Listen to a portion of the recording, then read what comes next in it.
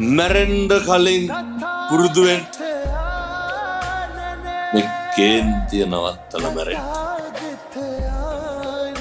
තරහ ගන්න එක නවත්තලා මැරෙන්න. මෙහෙම දේශනා කරන්න හේතුව තමයි මම මේකේ තියෙන කේද වාචිකය කියන්නේ කේන්තිය. අපිට වැඩිපුරම කේන්තිය තරහයන් ගෙවල් වල මිනිස්සුත් එක්ක නෙමෙයි.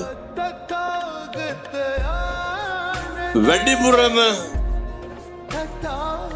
අපි ඇවිස්සෙන්නේ කාත් එක්කද? අඳුරන්නේ නැති මිනිස්සුත් එක්ක කේන්ති යනවා.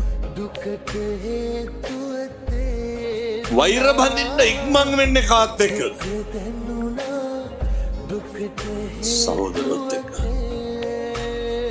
අපි ළඟින් ඉන්න මිනිස්සුත් එක්ක. ඉක්මනට තරහ පිරිමහන්න හදන්නේ කාත් එක්කද? අම්මා තාත්තා එක්ක. ඇයි රිප්ලයි නෑනේ වට. අම්මට තාත්තට මොක කිව්වත් ගැටලු තියෙනවද? ඔය ජීවිතේ මේ වෙනකොට තරහ පිරිමහන්න පටන් ගන්න ඉස්සරලම කන්නේ නැතුව ඉඳලා නැද්ද? මේක හරි පහසුවෙන් කරන්න පුළුවන් කට්ටිය කවුද? ගෙදර උදවිය. නෙමෙයි. දැන් මේ පින්නතුන්ට පාරවල් දිහා ඉන්නකොට කේන්ති යනවා. මේක ලෙඩ. ගෙදර ඉඳිද කේන්ති යනවා කඩවල් දිහා ඉන්නකොට කේන්ති යනවා. ගෙදර ඉන්නකොට. පාලනේ වෙන්න ඕන තැන කොහෙද? ගෙදර. එකටම හිතන්න. හෙට ඉඳන් කව කිසිම හේතුවක් මත අම්මා තාත්තා එක්ක මනාපකම් තියාගන්න එපා.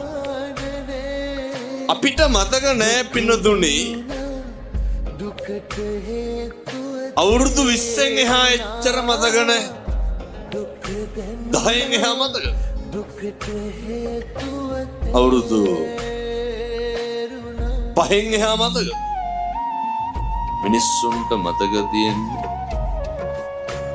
අපිට හොටු සූර ගන්න පුළුවන් කාලෙන් පස්සේ විතරයි. එහෙම නෙමෙයිද?